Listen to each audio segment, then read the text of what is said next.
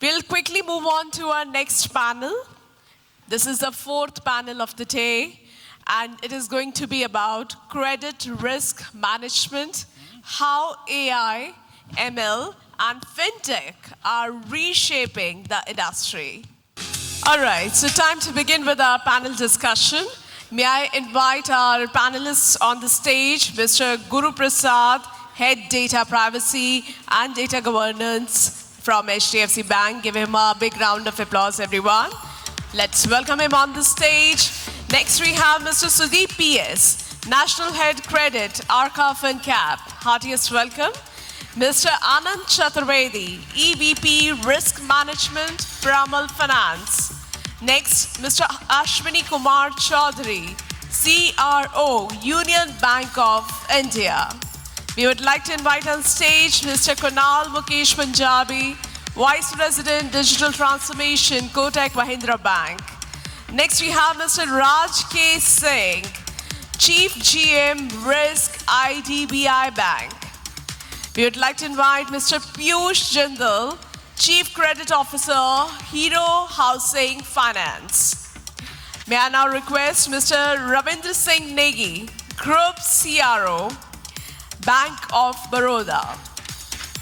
Requesting Venkatesh Cap, Founder and CEO, Ebitaus. Last but not the least, we have Mr. Sakya Das Gupta, GTM Head, ICRA Analytics, as our moderator of the session. May I request Mr. S. Das Gupta to kindly take the session forward. Thank you. Good afternoon, everyone. And good afternoon to the entire panel. Probably the largest panel that we have for the day. We'll make it interesting. You see the experience that we have on the table, ranging from banks, NBFCs, technology companies. So the objective is to discuss about how AI is reshaping the entire credit risk management for the organizations. So we have largest of the public sector banks, private sector banks, representatives from NBFCs, upper layer, middle layer NBFCs, as well as technology companies where we're going to discuss. So quick introduction, Guru is the data governance head for HDFC. Sudeep is the national head of credit for 𝐂𝐫𝐞𝐝 Fincap. We have got Anand from Piramal Finance, we have, who is the EVP of the risk management team. We have got Ashwini, the CRO of Bank of India.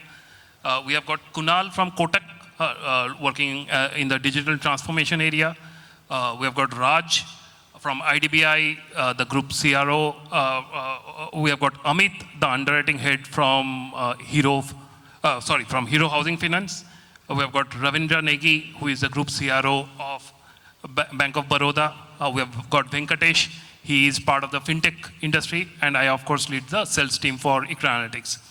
So what we're going to do in the next 1 hour is talk about how AI is reshaping the entire credit risk world. Starting, we'll have 2 series of questions. First set of questions will be primarily on how the business heads sitting over here, how they see the changes that are happening in their own functions. And in the second half of the questions, we will be slightly digging deeper into the technology world and understand how the disruptions are happening across technology, the challenges they're facing, and how they're solving. So if I may start with Anand, with you, in terms of how understand how Piramal is leveraging the power of AI ML in its credit risk management policy, and where do you think it will have the largest impact across the credit life cycle? Thank you. It's a very interesting question and I think the previous speaker, Ketan, has almost covered all the tools which are possible in the AI world, in the technology world, but at the risk of redundancy, I'll just highlight some of the things that Piramal Finance is doing. So Piramal Finance, it's a upper layer institution, but with the spirit of a fintech. So we have a lot of agility and we use a lot of AI and technology with a very strong muscles in both of these things. We use within the credit risk management, almost all the steps of credit risk management, we are using AI in some way or the other. So you can start with the customer selection, to the identity assessment and fraud prevention, to underwriting, to collections, to fraud, like monitoring of the portfolio, EWS. So almost all these stages we are using AI in some way or the other. Now, there are multiple ways in which AI is used. So I'll start with the first is the machine learning. Okay, so this is the earliest form of AI, which was actually used in the financial institutions, wherein we designed the scorecards, which I'm sure all the institutions are using scorecards. Earlier, this used to be the logistic regression-based scorecards, wherein means like the relationship of the variables used to be more of the linear in nature. But the ML scorecards are far superior in the predictive power because they can also interpret the non-linear relationship of the borrowers. Okay, and that's why now means like most of the places I see that ML scorecards are either supplementing the existing scorecards which were logistic regression based, or these are now replacing those. So with the better power of prediction, though we get it, but there is a challenge of because regulator is always looking at this explainability. So explainability part in the ML scorecards is far lesser as compared to the logistic regression. So this is one aspect that we need to take care, and that gets covered as part of validation. So you have internal validation, independent validation, external validation. So basis that you have to ensure that your scorecards are having proper governance mechanisms. Okay.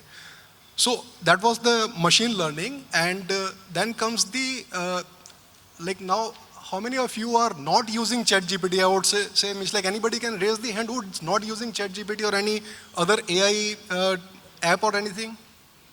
I don't see any hands. Okay, so it means everybody is now using generative AI.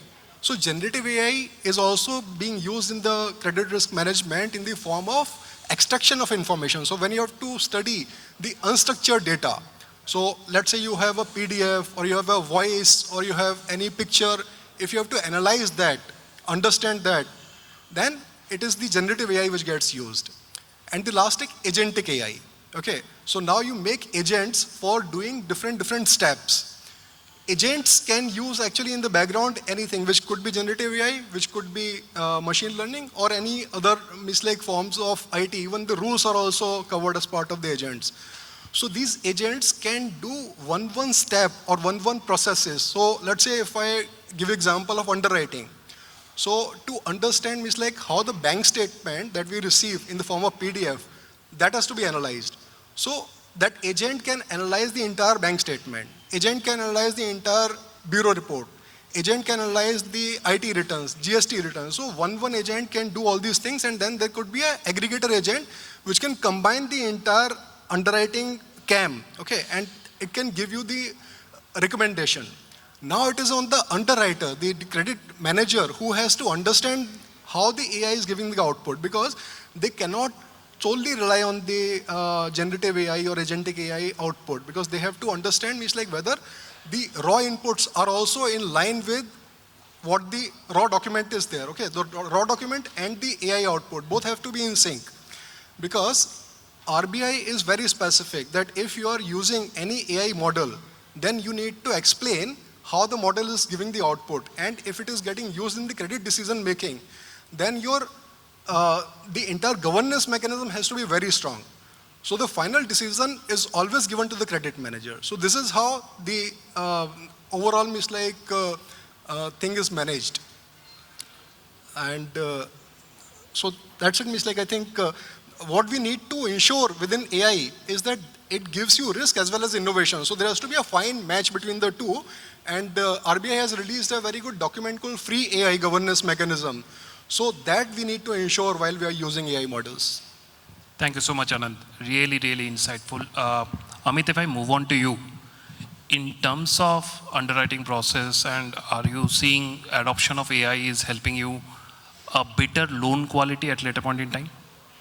Yeah, definitely. AI is helping us in underwriting part. We are using basically scorecard models to integrate the credit behaviors with all the bureau and the data back systems. So which gives us initial input at the time of customer onboarding itself, which really helps us to, bring in only those customers which will contribute to the final input. So the decision making is getting more predictable with the scorecard models. And we can predict the outcomes of the files at the onboarding stage itself. So yes, it is contributing to the predictability as well as the quality of portfolio which we are building. At onboarding stage itself, we can, have some sort of sense how the customer is going to behave. Because we have inbuilt through AI model, we have built the credit behavior which are already data backed. We have analyzed our customer segments as well. We have taking help of civil data as well. So all those things are really helping us to build a good portfolio. Yeah, thank you. Thank you so much, Amit. Question for Ashwini. Where do you think is it going to be a completely different world that we are going to look into in terms of modeling vis-a-vis what we are doing right now when we start adopting AI more and more? Yeah, thank you for the question. So if you look at banks have been using various credit models in its own traditional way, be it for underwriting, be it for credit monitoring, identifying early warning signal, fraud detection, transaction monitoring. So various purposes, credit models are being used currently also. But why we are talking about AI model? Because there are obviously limitations under the traditional model, and there's some of those, and majority of those limitations are being overcome through AI-based model.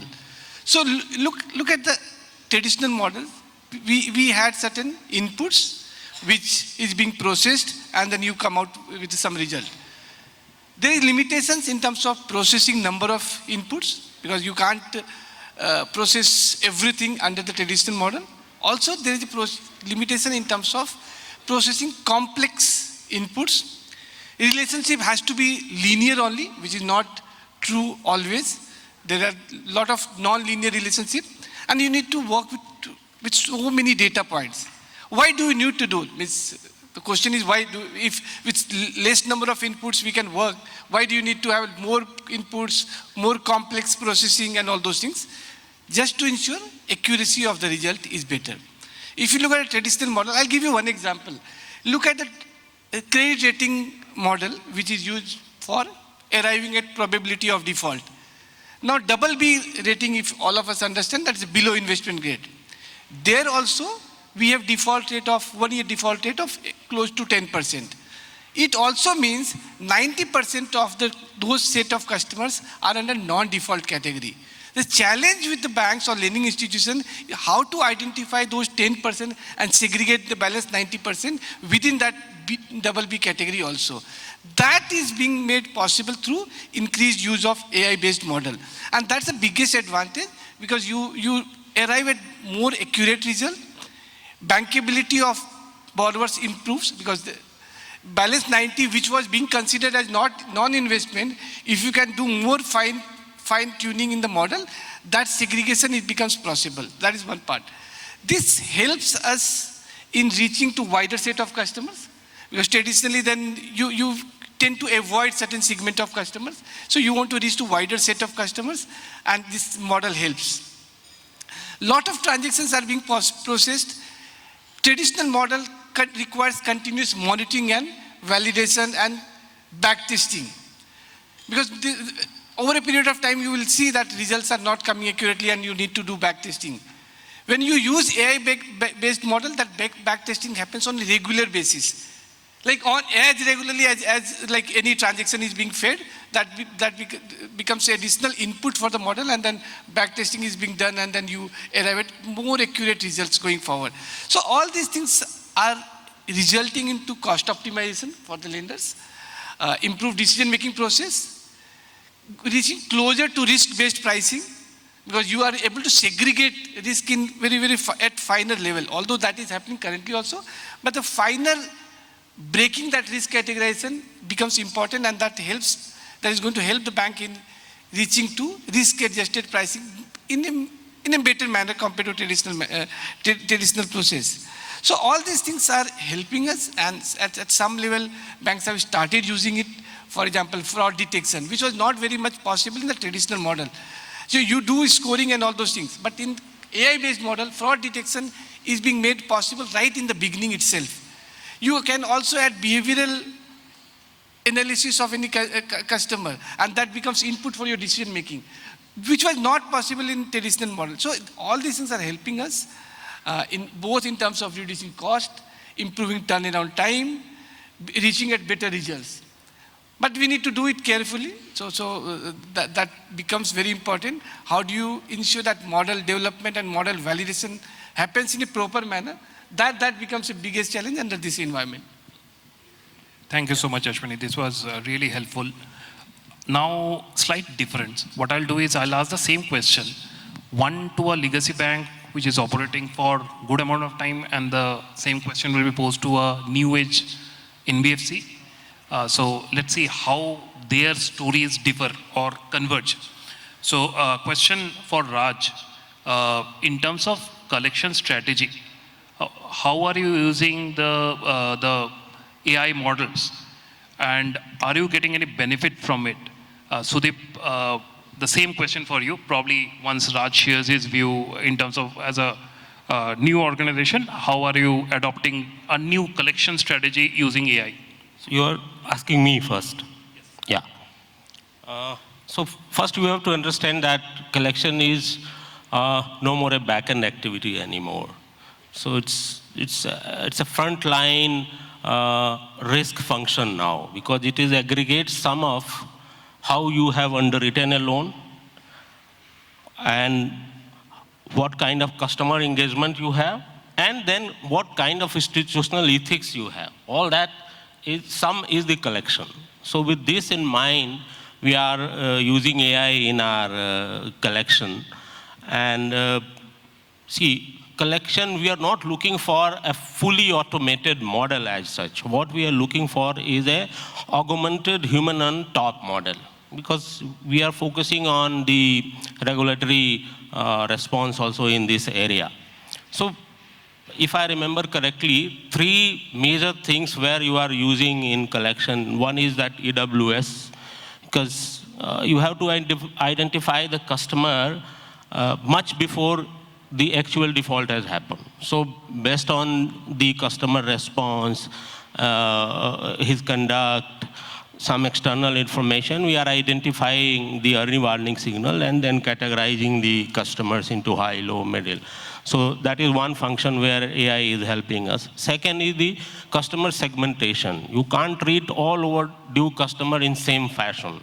So we segment the overdue, whether it is temporary stress, whether the stress is structural, or this is because of the cash flow mismatch. Once that segmentation is done, then we can draw a better collection strategy. And third use is some sort of prioritization in what channel we use. Based on the customer response, what kind of channel I am going to use to engage my customer, whether I am going to send a payment link or a reminder through WhatsApp, SMS, or whether I use my call center or any field visit is required at the end. So the prioritization of the channel is also where we are using AI. So these are the 3 prime functions.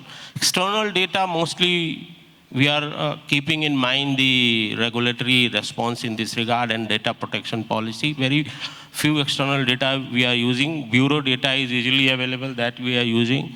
Then some sort of external data which is publicly available, like, and we have customer consent that like GST and some utility payments, etc., to understand any cash flow stress in the customer. So these are few external data we are using. And see, we have to keep in mind while using AI, any model in AI, either it is any risk-facing, any customer-facing application which uses AI must have explainability and auditability and must be validated periodically. These are the 3 prerequisite requirements of any model, be it collection or any other. We are not seeking any model which is black box and cannot be explainable. And after using AI, we have understand that this is helping us a lot in collection. Our collection, at least for our bank, I can say collection efficiency have improved like anything. It is much better than what it used to be earlier. Thank you. Really, really glad to hear. Sudeep, from your side, You are representing a little bit different world. Thanks. How probably a more technology first, AI first kind of an organization. You don't have the legacy baggage.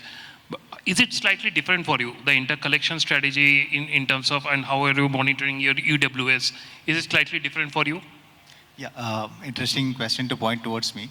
While I am not the first person responsible for the collections, I'll definitely add a few points because we being a very small kind of NBFC, even though we are a 8,000 crore AUM, everybody takes part in every kind of functions there. So just wanted to add a few points like Arka Fincap currently are lending deeply. So we are typically in tier 2, tier 3 cities where when I'm looking at a collection strategy per se, the multilingual support is a huge advantage for us. When I'm, when there is a collection call going, obviously when I'm going deeper to Vijayawada or a Salem or a Guntur, so you need to have that multilingual capacity to have those boat calls going through, which helps us in a, an enormous way when, the collections is, otherwise, when I'm looking at predominantly traditional collection model, it has to be, done centrally. I can't invest on call center where, I have 100 people calling, in different languages. So this gives me a huge cost advantage and increases my efficiency because they can process, enormous data in a short while. So that is one. Second, obviously, it is helping us in scheduling our PTPs because obviously when you go tier 2, tier 3s, you have generally guys who bounce and pays a bit later. So I know the pattern of the customer who pays on 10th or 15th. So they schedule the PTPs on 10th, 15th so that the call goes on that particular time. So to remind them this is the time you have to pay. So that is one advantage, another which I've got through the AI part. And if I move on a bit further on the delinquency part, obviously, yes, giving me reminders on when to file the 13.2s, 13.4s or 138s, obviously it helps us in a big way. So that's largely how it is supporting us in a, in a smaller organization like ours, but it helps in a big way. Thank you. Thank you so much, Sudeep. So while, business-wise, it's really helping as the group just highlighted. Now it's the turn of the technocrats on the group. There are challenges, right? It's not easy adoption. You have to change your technology backbone. You have to change a lot of underlying systems. You have to change the way you look into the data, plug in those holes. So I'll start with Ravindra ji, probably with you. So one thing that some of the panelists highlighted about, how do you create the guardrails around AI, governance model to ensure that AI is running within the laws of the land, what the regulator is expecting, it is explainable. So how, as a bank, as a chief risk officer of the bank, how you foresee that is going to happen in the future? So thank you very much, first of all, inviting me over here. This is a wonderful, actually, panel and a lot of ideas here. But once you look, before answering the question that how do we actually put in guardrails and how do we monitor the AI risk? The question is, to what extent the AI and ML being used?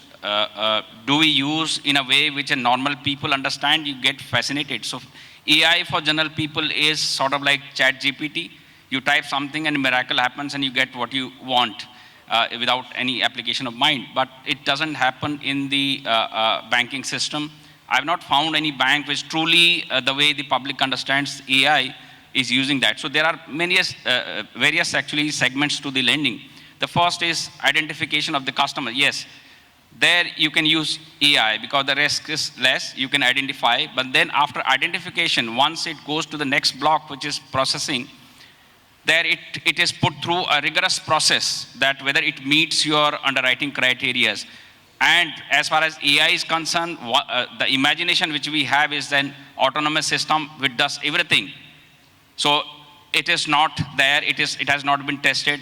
I don't know any bank which has adopted at a large scale. Maybe some of the smaller companies or maybe banks have adopted in a very, very small way and putting a lot of guardrails, but we have yet to see those days where actually it will be fully autonomous kind of things.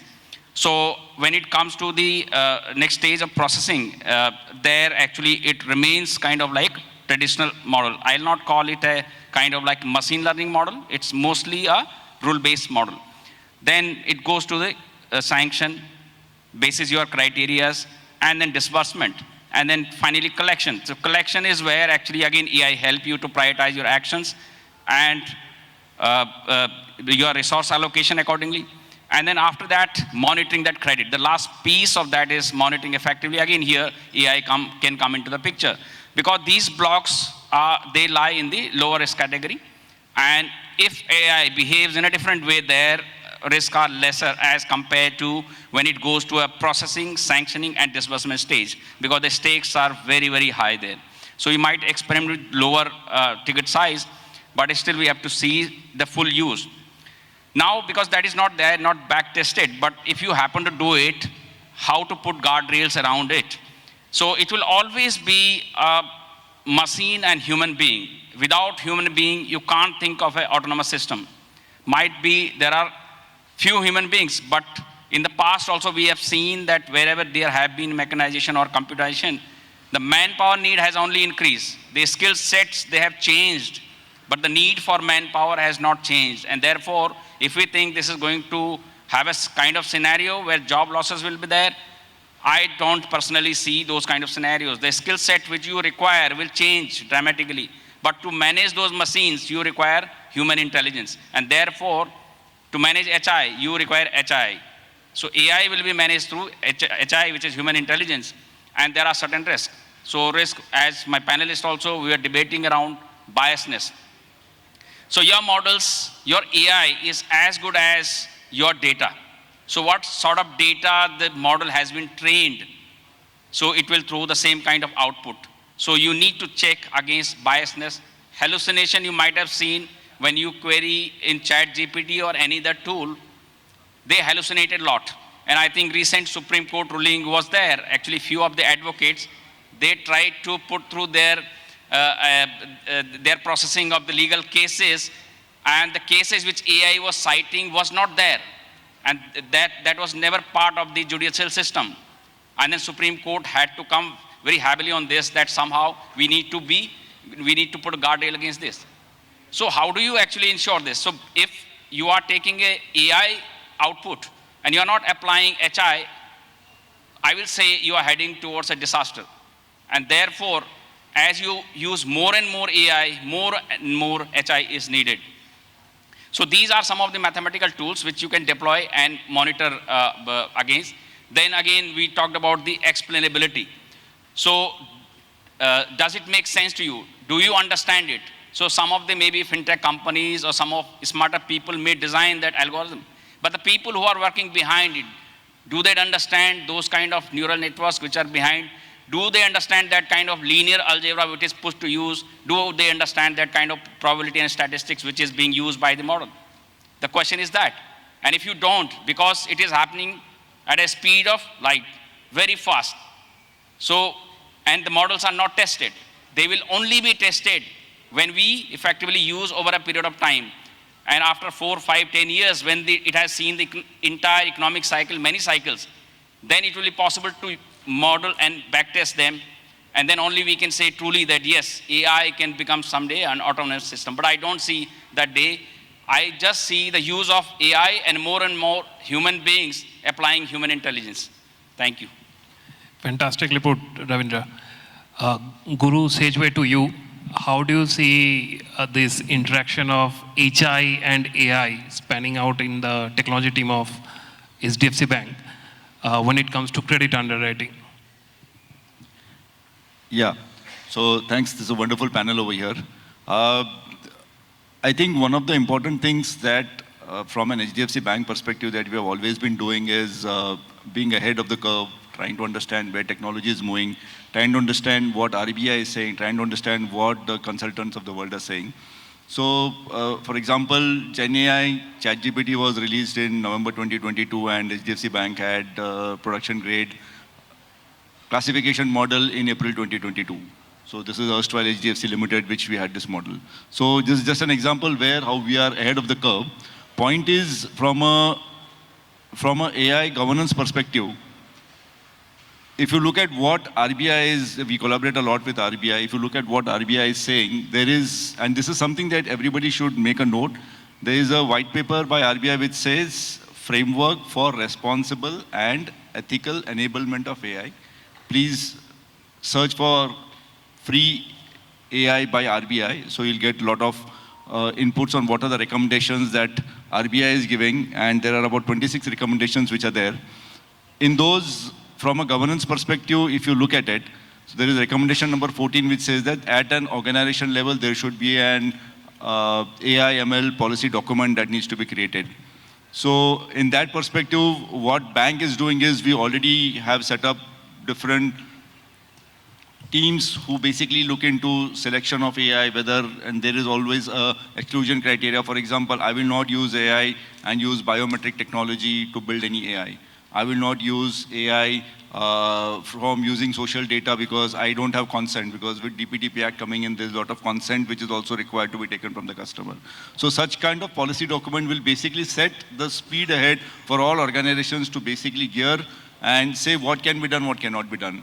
There we also talk about, as Raj mentioned, as Ravindra also mentioned, we talk about explainable AI, how to use LIME, SHAP, and so on. So all those things are there. This is a recommendation 14, if I'm not wrong, in that document. Recommendation 15 is basically, it talks about data lifecycle management. I mean, you should have a data lifecycle governance as well. From a data lifecycle governance, which data is coming from which source system, how it is being treated, what are the calculations being done, how it has been transformed, and all those, the entire data lineage, which in fact RBI also asked in their seaside audits. So then the recommendation 15, there are total 26 recommendations over there, which are across 6 pillars. If you should read that document. So recommendation 15 again talks about what is the AI system governance. So within AI system governance, how you are going to build a model, what kind of models you are going to use, what is the materiality of the model, what is the risk of the model, how are you going to do validation testing, are you going to retrain the model. So all those things from an AI governance perspective are there. This is pretty much what HDFC Bank is doing. This white paper came somewhere in August 2025, and we were also responsible, one of our group head was responsible to make sure that what bank is doing, we collaborate with RBI and do that. I will just stop with just one very important survey that the bank did.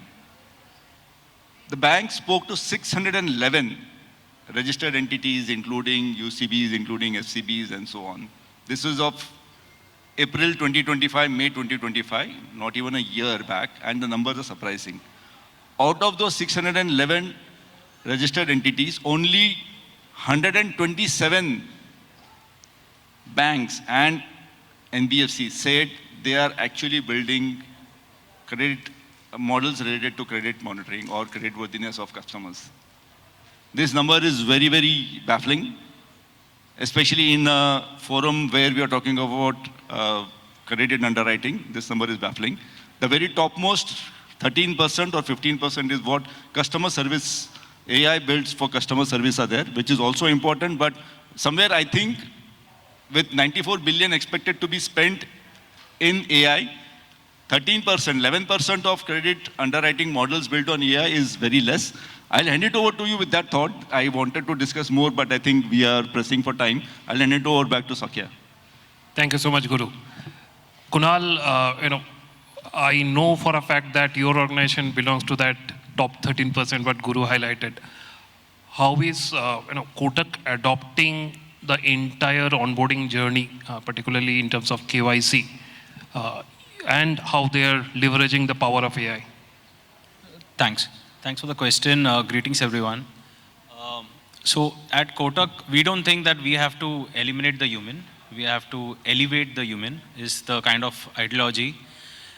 See, AI will help us, or it can only give us outcomes once it's trained without the biases.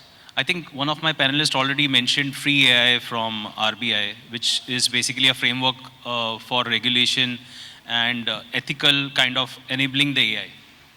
It talks about, having transparency, being unbiased. So whatever models we train, it needs to be on the data which is unbiased so that the decisions are correct. See, it's like, what I would say, it's like, you're having horses for courses. AI can help you take care of the volume instead of human. And because we are banks and kind of, fastening your ETA, that's fine, but you need to also have trust. So you need to take informed decisions, and that's going to come with human intelligence, as one of the panelists said. So it's the complex scenarios where we need the humans, but AI, which is basically trained models, that can take care of rest of the scenarios, like 80-20. And so that's one of the things. And that's how we are trying to, build our journey. If you look at our government institutions like UI, even, if you look at the APIs that they are exposing, when we talk about DPDPA acts, we also talk about things like account aggregator. If you look at it, it's like we want our consumer to only update a KYC rightly at a particular place, and it flows across the system. So I see that, at least in India as a country, there is a lot of kind of, push that we should try to digitize firstly, and then secondly, humanize using, kind of conversational AI, generative AI. And we are I think the top banks, NBFCs are in this journey. It's going to take some time, but we as the country are leading this wave. And I see that maybe 5 years, 6 years down the line, we would be there where we have agents in a branch, doing a transaction, if people are still visiting branches. Thank you so much, Kunal. That was really helpful. Venkatesh, a last question from a forum perspective. So you represent Fintech. How do you think the Fintechs are helping to shape up the credit story in India beyond the traditional lending operations and traditional lenders, how it is expanding, helping to get credit access to the people who don't have credit access at this point in time? Thank you, Sakya. In a broader aspect, if I see the fintech can able to help any financial institution to scalable growth without any proper proportional risk increase. That is the aspect I see as a fintech solution. Let it be onboarding, let it be assessment, monitoring, collection. Each and every layer fintech started play a vital role. Take for example, as my panelist mentioned, UAD exposed OVSC now actually. There are new use cases coming. Day by day, the onboarding aspect is strengthening actually. At the same time, whether it is possible, we need to give a real-time credit decision. We can make it. Today it is possible actually. We are moving into the stage where we are nearing to use the AI, building the AI, all the aspect is coming into the picture. Day one, whether we can start using all AI aspect, I doubt. It is not possible. But we are getting ready day by day. If you see, starting with the oil is gold, then it become data is gold just 2 weeks before. Now today, again, oil is gold actually. So oil is gold actually. Nobody can change it. Whether our credit model is capable to handle this actually. It is very interestingly, there are model is capable to handle it actually. So it is a good time to move ahead this kind of model. We can have it in the dashboard. Thank you. Thank you so much, Venkatesh. So if I were to summarize, thank you so much to all the panelists. If I want to quickly summarize, I think broadly what we are talking about, AI, as Guru highlighted, the percentage of adoption is still low, but it's coming out of the labs. It's coming into enterprise, it's coming across the systems, and we can't deny that it is coming. And the banking champions here, NBFC champions here are the first herb engine they're going to adopt while they're creating the caution, but they're going to be the first ones to adopt to the AI journey for sure. Second point that came out very clearly, I'll borrow what Ravindra and Kunal highlighted. It's not eliminating human, it's about elevating human. It's about a combination of the human intelligence with the artificial intelligence. That's what is going to be the future looking like. So any fear about job loss, the panel agrees that that's not going to happen. Third part is also important about the changing scenarios, the new aspects, what Mr. Venkatesh highlighted. In terms of adoption of AI, that's going to help in terms of, let's say, ensuring that we have the new scenarios because of war that is coming in, can I utilize that into my credit models? The answer is yes. But having said so, what Ravindra highlighted about and Guru highlighted about the guardrails, about making sure, and rest of the panelists that highlighted about creating guardrails around the overall artificial intelligence, ensuring that it is explainable, auditable, and it is not a black box is going to be important. And I think that's where the most focus as a regulated entity, most of the focus is going to be also to ensure that we have an explainable AI solution for the entire credit risk life cycle. All right, I don't think we have time for taking questions. We don't. All right. Thank you so much. Thanks to the entire panel and thanks to the audience for listening in. Thank you, thank you. May I now request Mr. Joydeep Gupta, business leader, APAC and me, to kindly come up on the stage and felicitate our panelists and our moderator. Mr. Joydeep Gupta is from Synaptic. May I request you, sir, to kindly felicitate Mr. GURUPRASAD, Head Data Privacy and Data Governance, HDFC Bank. Requesting you to kindly felicitate Mr. Sudeep PS, National Head, Credit, Arka, Fincap.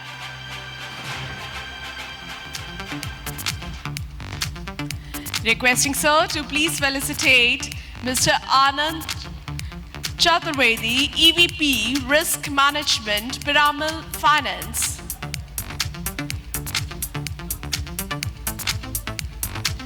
Next, we have Mr. Ashwini Kumar Choudhary, CRO, Union Bank of India.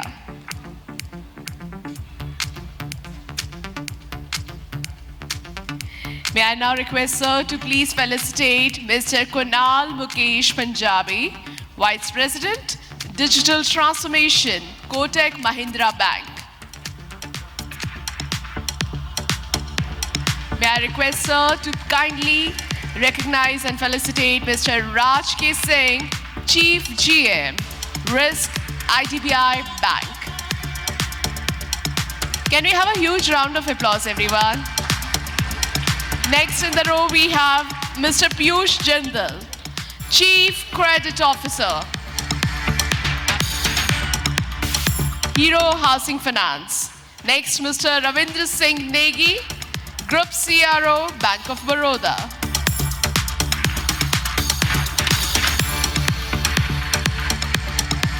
Let's felicitate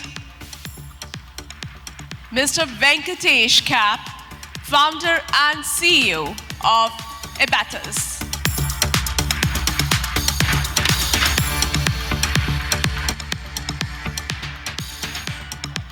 And may I now request you, sir, to kindly felicitate our moderator, Mr. Sakya Das Gupta, GTM Head, Arka Analytics.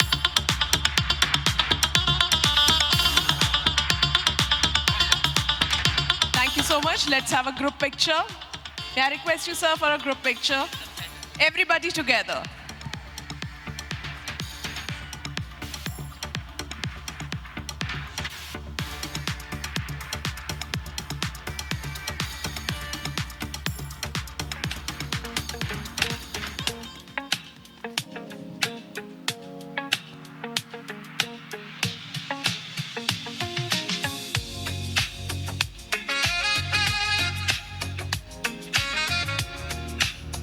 Thank you. Thank you very much. Big round of applause, everyone.